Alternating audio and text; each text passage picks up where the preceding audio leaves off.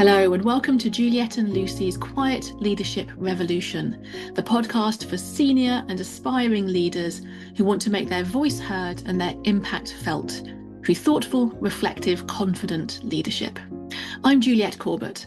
I'm an executive coach and strategist, and I work one-to-one with senior leaders, guiding them to find their strategic focus, empower their teams, and regain control over their time. And I'm Lucy Gower. I'm a facilitator, trainer and coach, and I empower leaders to build their happy, confident and high-performing teams. Today we're going to be talking about what happens when you get a new role and how to make the most of your first 90 days in post. We're coming from the perspective of this is a new role in a new organisation. We're going to have another podcast which will follow up talking about when you move from one role to another in an organisation and how that 90 days might feel a bit different. But today we're focusing absolutely on the bright, new, shiny role that you're just about to step into. Yeah, I think this is really exciting. A lot of people talk to me about this actually, and I was intrigued before we clicked record to figure out where this idea came from. And 30 seconds of history. So back in 1933, Franklin D. Roosevelt kind of announced his 100 days that he was going to have like a big flurry of activity for the New Deal as they were kind of drag themselves out of the kind of the Great Depression. And ever since then, presidents of the US have been kind of judged in comparison to that flurry of activity that Roosevelt managed to create in his first 100 days. We are not going to talk about Trump. However, as we're recording this, last week was his first 100 days. And so it's still very much alive in the kind of the political world. And then it was actually, I haven't read this book and I really, really should, but there was a book in 2003 called The First 90 Days. And that's the first time that an author translated this idea from politics into organizational leadership, shifted it from 100 days to 90. Obviously, the number is arbitrary anyway, but the idea being you can have 3 months of kind of a plan to really have an impact in that first period of time in a role. Now, sometimes these books feel a bit like myths or hype, don't they? But I think there's something in this, isn't there? It is important to be intentional about how you kind of approach that first 90 days or so. Do you think, Lucy? Yeah, I think so. I think that first 90 days is a really helpful framework because you arrive in a new organisation and everything is new and it can really easily feel overwhelming. And if you are stepping into a leadership role, being intentional about how you choose to lead is important. And I think the thing that is different between a political first 100 days and a leadership in a new organisation first 90 whatever, or yeah. so days, is, in politics, it's about going really fast Yeah. and achieving what you said you'd do in your manifesto. In a leadership role in an organisation, it's more about going slowly and being deliberate and, in my view, building solid foundations in order that you are going to build on. And that for Yeah. me is fundamentally about relationships to start with. Yeah, absolutely. I think any leader that goes into an organization and has the flurry of activity that the politicians are judged on is going to have issues, shall we say, and possibly not last as long as they could do. I think that we're going to talk about the importance here, but there's a lot of listening that needs to happen in that first 90 days. And it's not about doing as much as it is about figuring out where the organization you're in, how it works, the people, the struggles, the challenges, and starting to put together, a plan for what comes next, what changes you are going to make, but definitely not rushing into that action. Yes. And it's about listening and watching. I know that Yeah. I go into organizations all the time and I can watch for little markers that show what the culture's like. So does everyone make tea and coffee for each other? Is there cake at 4 p.m.? Do people talk to each other within the office environment or does everyone sit really Yeah. quietly? There's lots of things that you can really pick up on, but there's also lots of kind of unspoken rules, things that are cultural, that actually taking a bit of time to just figure out where your place is and where you fit. Not to say that you need to slot into the culture that already exists. Perhaps part of your role is shifting some of that culture, but seek first to understand before you can look at how Yeah. you can make the most effective change, I think. Absolutely. And where some of the less cultural, maybe more operational, strategic elements, so you're going to be on the lookout for, is the team or the organization meeting its goals and what's going on. Some Mm. of that you can do by looking at reports and paper before the job starts, and you might get Yeah, a good sense of what your initial thoughts are on that. yeah, But culture, however, you're going to get no information apart from the interview and the process that you've had through your recruitment process. You can't see any of that in the documents that you're yeah, given or the website or the social media that's going out from that organization or that team. You've got to get in the front door and be really yeah, observant, as you yeah. say, watching as much as listening before you can And I start to even see the culture that's there. Yeah. And you might have a sense of it, and culture is Mm, obviously really important when you're going through that interview process. And, you know, quite often I help clients with the questions that are like, well, what's it like here, really? But without asking that to the interview yeah. panel. So questions about support and challenge and learning and development and things like that. So you might have a hunch, you might get a feel, but until you're actually there in the building, assuming that you are working in a building with other people at Yeah. some point, um, how we do things here will become apparent within your first Yes. few days. Yeah, and it's interesting, isn't it? That hunch, to what extent, I mean, one of the questions that you'd want to go in and be really alert to is to what extent is everyone operating around that culture? To what extent have you got little subcultures developed within Yeah, certain sub teams or yeah, certain kind of relationships that are there? And who is pushing against that yeah, culture, who is actively doing that? That may be for good or for ill, there's no judgment behind yeah, that, but who is purposefully sort of being an outlier within yeah, that culture. And a lot of that you're going to get, certainly within 90 days, you'll get a really good feel yeah. for that. And Yeah. some of the organizational values, are they organizational values that help the organization to make strategic decisions and Mm. help to empower behaviors, or are they a poster on the wall that no one pays a blind bit of notice to? So Yes. when And you're we did a whole when you're episode in, on we did a values whole as well, didn't we? episode. Yeah. Yeah. So you will start to find out. Now I know that when we were planning this episode, we both had a bit of a list of the types of things that we were thinking of. I wonder if that's a helpful way to structure Yeah. this and kind of like what are the real practical things to have a think about if this is new for you starting a role soon, or maybe you're just already just in the door. And I think you mentioned one of the key ones already, which is relationships. Should we start there? yeah, That the relationships that you need to forge in that first 90 days are really critical. So, what are your thoughts around how that might be different for the relationships you're forging upwards? So, to your line mm-hmm. manager or to the board of directors, whatever it might be, the peers around you and the people who are working in the teams or organization that you're leading. I guess it's slightly different, isn't it, as to how you might go about forging those relationships? Yeah, that's a good question. I mean, I think so. So for me, within that 90 days, I would break it down into three lots of 30. Mhm. And I would think that within that first 30 days, I would want to ideally meet everybody, if this is possible, face to face. Personally, I would prioritize my manager and the team of people that I am Mm. leading. And I think within that, it's that's a conversation about expectations, getting to know how each other works. What do you need from me? Here's what I expect from you. That can't all happen in one conversation, but opening that out to, just asking the question, what do you need from me? How do you like to Mm. work? How can I get the best from you? What is it that you need? How much support do you need? All of those sorts of questions.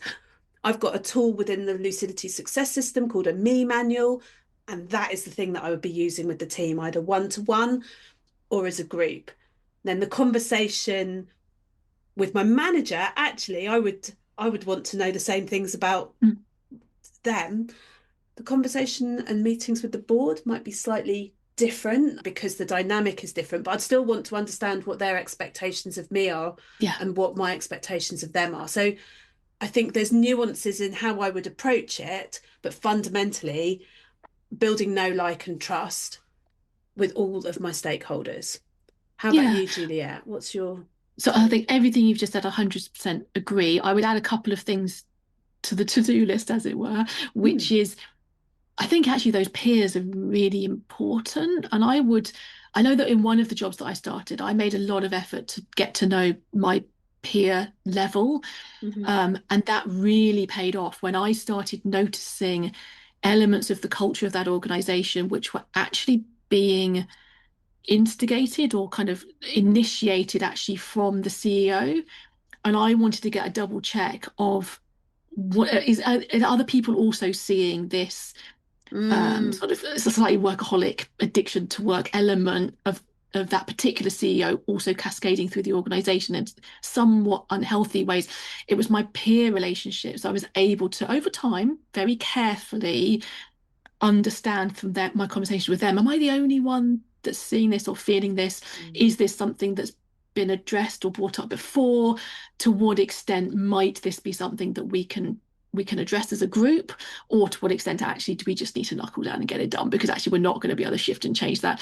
And actually it was those peer relationships that I found incredibly supportive and helpful at that particular role in that Yeah. particular organization.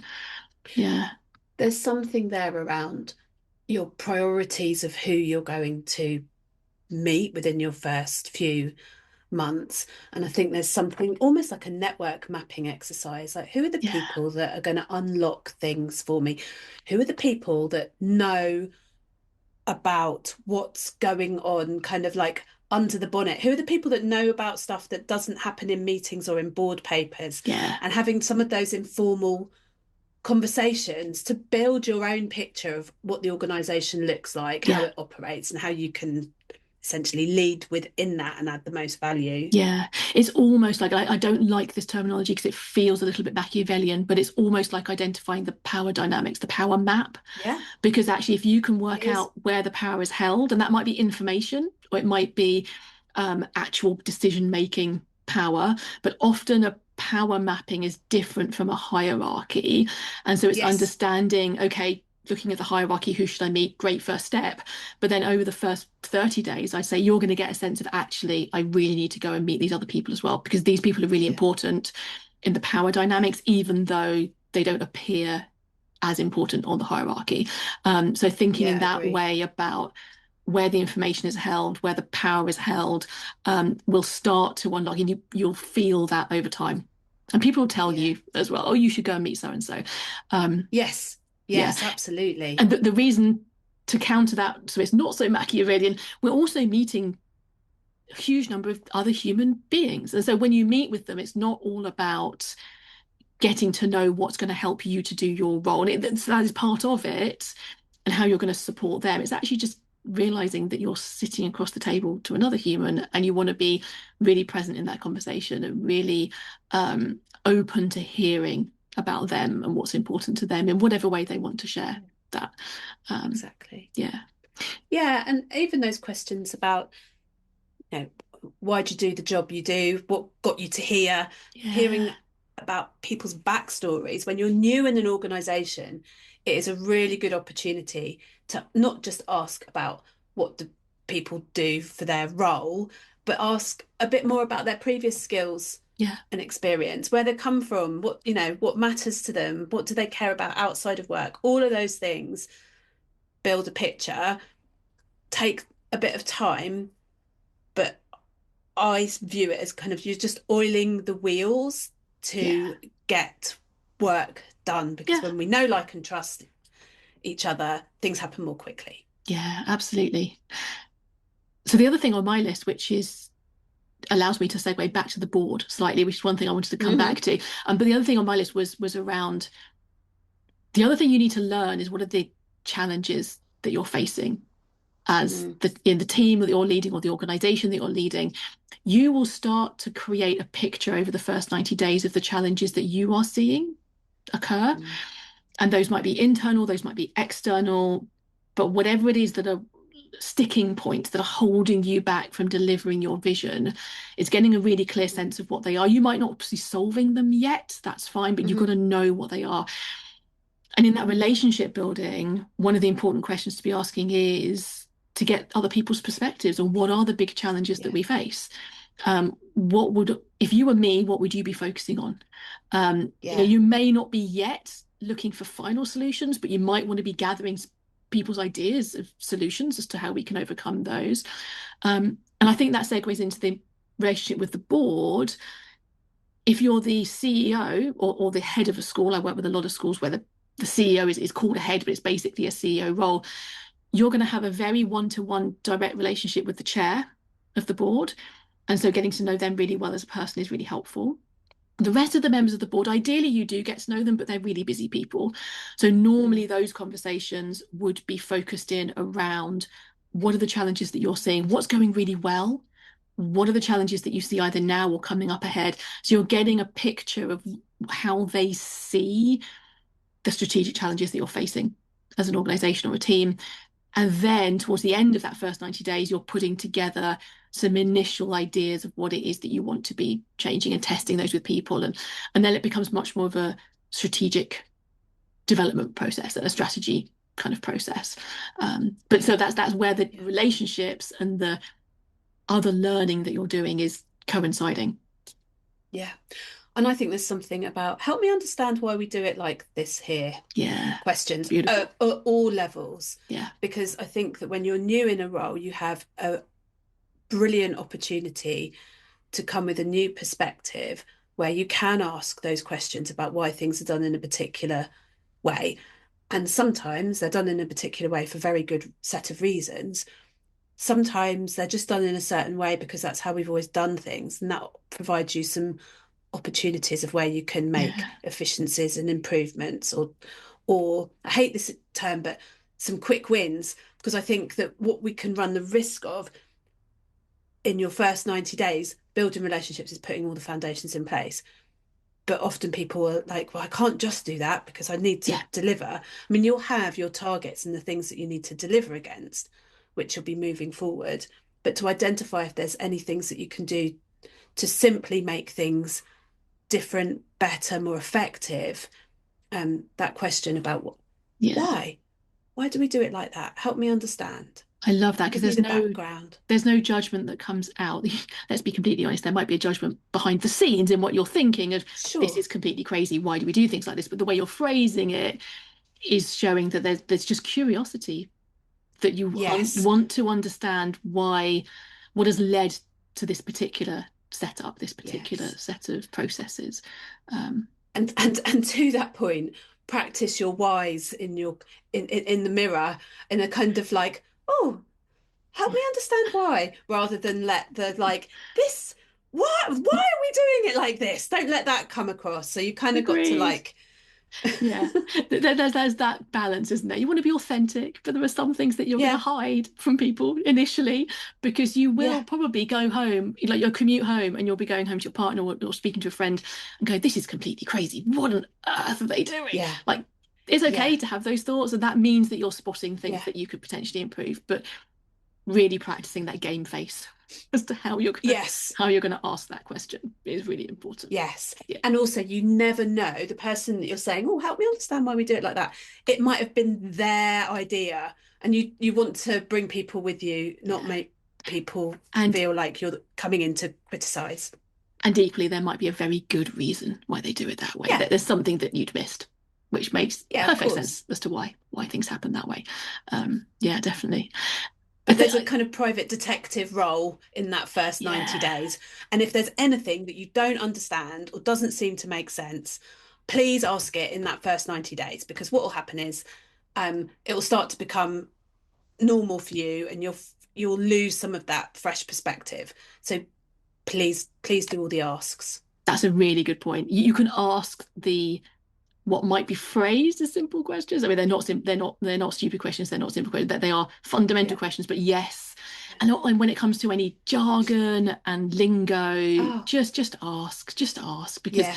to some extent, unless it's lingo that you really should know because of the sector wide jargon that's being used, it's highly likely that actually the onus is on the other person to explain to you clearly that there's this internal phrase for the different levels of senior leadership team or whatever it might be, that actually the emphasis is on them to explain that to you. So you just need to ask every time you come across something that doesn't quite make sense. Agreed. And I'd also say that the lingo that you might feel that you should know, I'd say, does that does what does that mean here? Or does that mean Yeah, this here? Because yeah. I know that we're talking about brand new organizations, but I had a role in a big organization in one department and I moved to a completely different department and we had a whole bunch of acronyms that were the same but meant something entirely different. Oh, So fascinating. Even always within do the a same double, organization. Yeah. yeah, in the same organization. And I didn't necessarily ask in that first meeting, Mm, probably because I was so baffled by all the acronyms that were flying about. I just didn't know quite where I'd arrived. But I just say always ask and double check yeah, because it's even harder 3 months down the line yeah, to realise that you're not quite sure what's meant by a particular yeah, slang or phrase or yeah, acronym. definitely. So actually, the other thing on my list was around that quick wins and was being really clear and kind of negotiating with those above you or the board, being really clear what is expected to happen quickly. And Yeah, if those expectations are misaligned, so sometimes a manager or a board can have unrealistic expectations of what a new leader will be able to do initially. yeah, And so the expectation is actually we've hired a really experienced person and therefore they're going to fix everything in the first 2 months. So hang on a minute, mm, actually, however experienced that person is, it would be potentially damaging to all of those relationships and to how things are done at that organization to try and fix everything in 2 months. So being clear about negotiating what's expected and when. yeah, And as you say, definitely some quick wins. It's interesting that some of those quick wins, this is from personal experience actually, some of those things that I thought were really obvious and quick wins in the early days, that mm. other people are super impressed by, like, oh, this is amazing. And I'm like, it's really obvious, but that's fine because you've come in from a different organization with a new Yeah, pair of eyes to see things afresh. Other times you can have a quick win and everyone's like, well, yeah, we knew that, like move on, like that was obvious. And so it doesn't yeah, necessarily land with the same level of an impressiveness. So one of the things I've learned is it's hard to actually gauge how impressive each of those quick wins is going to be before you actually get the response from the people that you really care about in yeah. terms of measuring the impact that you're having. And so yeah, just be alert to that. It's quite abusing as you go into a meetings. But I think especially the one where you do something really obvious and everyone just goes, oh, that's fantastic. I'm like, nope, That's the that is dream. obvious. That is the dream. It There's is. also, you don't want to over egg a quick win that everyone's like, oh, that was obvious. Yeah, Like, move exactly. on. Yeah, If that's the best thing that you're going to do, yeah, then yeah. um, we're not that impressed. So, Yeah, yeah. exactly, exactly. And sometimes those quick wins can be really unexpected as well. So going back to the relationships, if you Mm, forge a strong relationship with someone who is known to be a little bit difficult or a little bit prickly, but you've gone in and mhm. forged a really strong relationship because you didn't even know that was their reputation. It's just that you found a way in. Yeah, That will be yeah. perceived as, oh, that's impressive. That it's not quite the same as a quick win, but it feels like, that's a Mm, good signal of early progress. Whereas mm, for you, if you didn't know what the expectation was or the reputation was beforehand, actually that might have just been you doing what you do yeah, naturally, and you found a way to connect with this individual that maybe others hadn't been able yeah, to. yeah. Mm. So hold on to your ego What for else your is on your quick list? wins. The other, yes, Yeah, yeah, the yeah. other thing on my list, I think, and you touched on this when you were talking about expectations and what's possible and what's not possible. There's something about the opportunity to set your own new boundaries, ways of working, and set it from the outset. So things like what you can say, what's possible and what isn't, what you can say yes to and what you can say no to. Even things like you can have a lunch break in this new job. Like once you start strong and you set your ways of working, it's much easier to do that than it is to change your ways when people have different expectations of you. Agreed. So yeah, and a real opportunity to look at what do I want my working life to look like, and therefore what are the boundaries that I can set to enable that to happen. Obviously, while still doing your job and achieving the targets and KPIs and objectives that you've been set. Yeah, definitely. And you're role modeling to others through that. We've talked about this before, but you're role Mm, modeling to your new team or the organization that you're leading as to what kind of balance you want. And inevitably, just like anything in life, when you change a big part of your routine in your week. I mean, this work is a massive part of the routine to our week. You know, your commute changes, your hours might change, lots of things are going to change. This is a time to really hold on to those habits that used to work. And they might be non-work habits, but things might just get lost amongst this newness of everything that's kind of Yeah. shifting and changing. So holding Yeah. on to those habits that were really working for you, um, Yeah. and setting new habits. You know, if you know actually I wasn't great at taking a break or taking a walk around the block at my last role. I really want to make this part of what I'm doing now. This is a great time to start some of those new habits too. Yeah. It's about Yeah. I setting a agree. sustainable pace, isn't it? It's not Yeah. rushing into that unsustainable working pattern. Yeah. Because yes, if you arrive at a million miles an hour, then that's the expectation that that's how you're going to stay. If you Yeah, start considered and steady, you can speed up, maybe you can slow down a bit more because yeah, speeding up isn't necessarily the thing that is going to get you the best results, as we've yeah, talked about before. yeah. Slow down, speed up, definitely. Yeah. I've got one more thing on my list here that I wanted to make sure that I say. It's what I find happens sometimes when I'm coaching leaders is that I hear them say, well, I'll arrive in the organization and I'll get to understand what's going on and I'll just kind of like, do my job, keep a low profile. And then in a few months, when I feel confident and settled, then I'll start to do things differently. And I think that there's a danger in trying to fit in first and then make change happen. Because I think that you can lose your perspective of being new and you fit in to how things are done. And then there's less of a need or less of something obvious around why you need to make change. So, yes, you want to get to know people. Yes, you want to build really good relationships, but you're not waiting 90 days before you do anything that might be disrupting the status quo or Mm. challenging how things are done. And I see this happen quite regularly, and I see it happen a lot with trustee boards in the Mm. not-for-profit sector as well. I've been brought in to make a change, but I'm just going to get to know everything and see how it works, by which point the need to make a change has shifted from your mind because you've become part of how we do things here. Mm.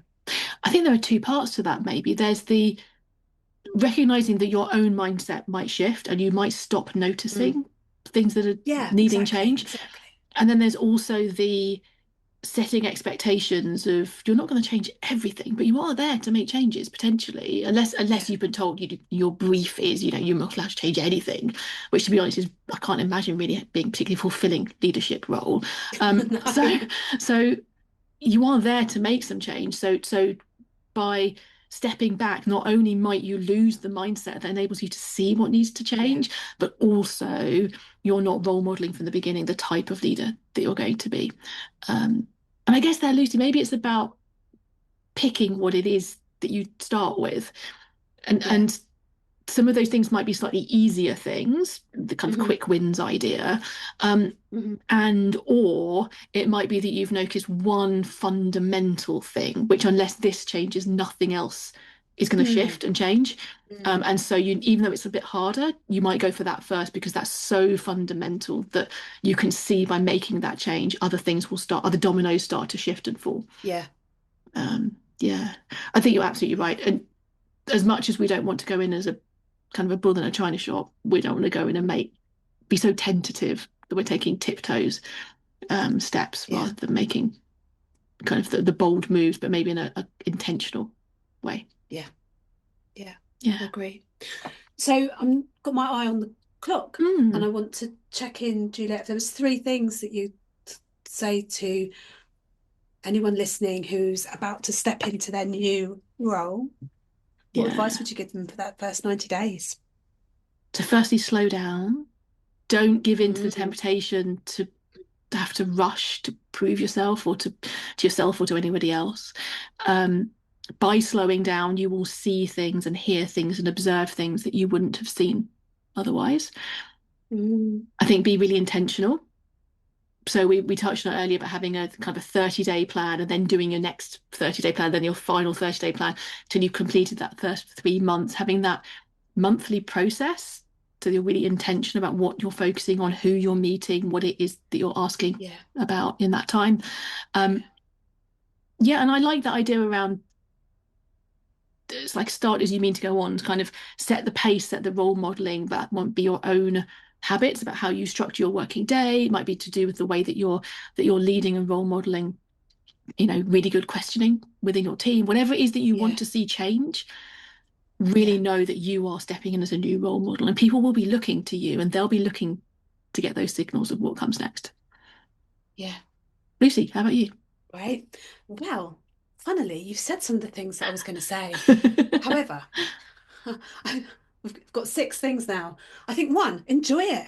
Like, Yes. don't forget to enjoy yourself. You'll Yeah. have gone through a big process and a thinking process to get this role. Like, enjoy it. It's really Yeah. exciting, the changes that you can make and what you can do. I think keep asking questions, really practice. Oh, help me understand why we do it like that. Why is this like this? And then stepping back and just listening and letting people talk, and then asking, well, what else? Or just leaving gaps so that people can Yeah. talk.